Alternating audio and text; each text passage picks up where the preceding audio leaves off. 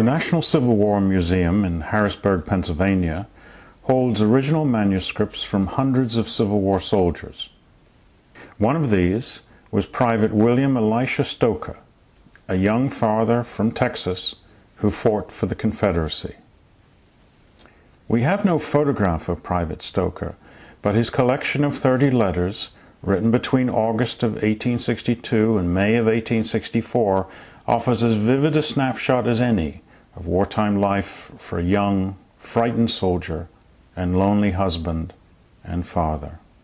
Stoker hated that the war kept him away from his wife Elizabeth, who he called Betty, and their young daughter Priscilla, both of whom he missed deeply. He wrote from camp, "But when I reflect back upon the happy days we have spent together at that sweet little home, and then think where I am now, it nearly makes my heart just sink with dismay." Stoker was a member of General John Walker's Texas Division, which historian Richard Lowe considers the single most formidable Confederate fighting unit in the Trans-Mississippi Theater. Historians know little about Stoker's life before his military service began in 1862. Born in Alabama in 1837, he moved with his extended family to Troup County, Georgia, at some point before 1850. Then, Brother Elisha, as his stepbrothers called him, moved to East Texas, married a young woman named Elizabeth, and established a farm outside of Coffeyville in Upshur County. The young couple had at least one daughter, who they named Priscilla, before Republican candidate Abraham Lincoln won the 1860 election and Southern states seceded from the Union. The Stokers didn't live on a plantation, and they were not active in politics, but they did own 2 slaves.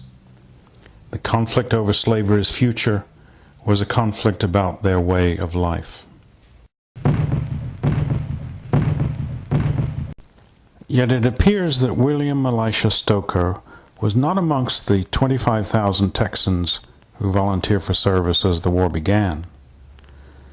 The Confederate government authorized a military draft in February 1862, and Stoker entered Company H of the 18th Texas Infantry in May. His letters suggest that he was conscripted into service. Stoker's Texas Company underwent a grueling march to Arkansas over the summer of 1862, arriving by September.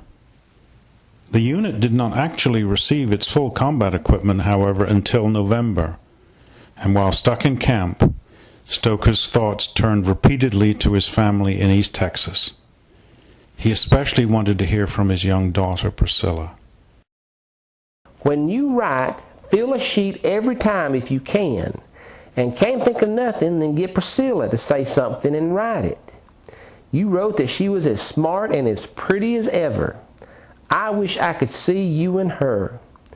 I'm afraid you and her features, I will forget 'em. I have wished lots of times that I have had your likeness taken and brought with me." Stoker also loved and missed his wife.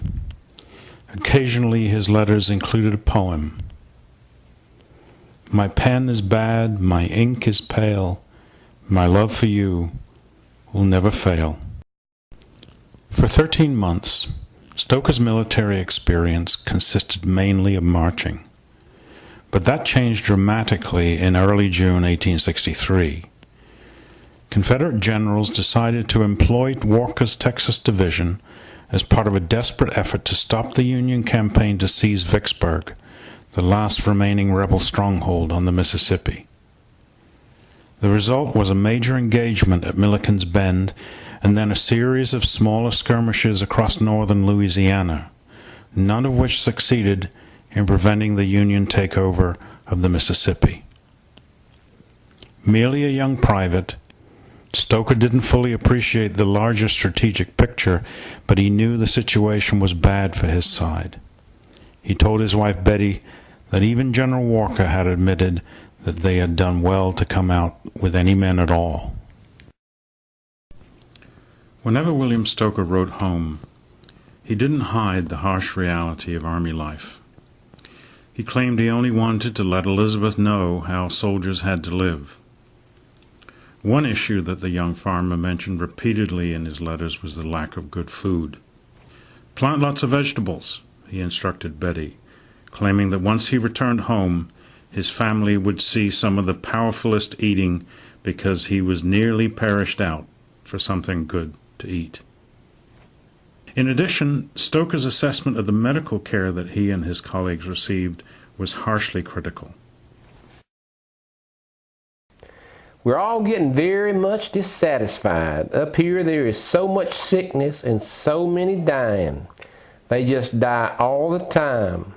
The doctor is out of medicines, and if they had a wagon load, it wouldn't do any good, for they are so lazy they won't get up when they're sitting down to give a sick man a dose of medicine.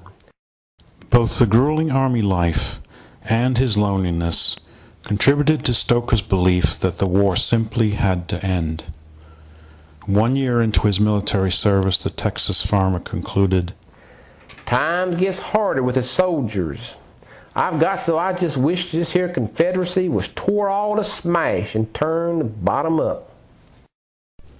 Stoker was especially tough on the officers in his unit. Enlisted men, he reported, had given up all hopes of us gaining our independence. But he told Betty that the officers never would admit defeat, since then their big pay would stop. Stoker's involvement in the war ended in late spring 1864, following the Battle of Jenkins Ferry, which took place on the banks of the Saline River in Grant County, Arkansas. The battle was part of the Red River Campaign, a failed Union military effort to end Confederate resistance west of the Mississippi.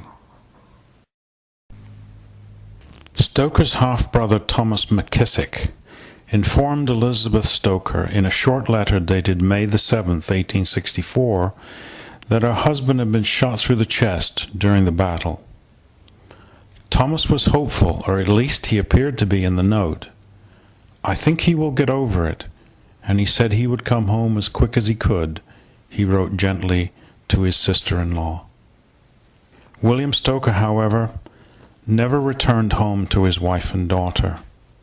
He was one of the nation's more than 620,000 casualties of war. What he left his family, however, was a rich testimony about the hardships of that conflict and the sacrifices of a generation of Americans who fought with each other so bitterly over the meaning of their great national experiment.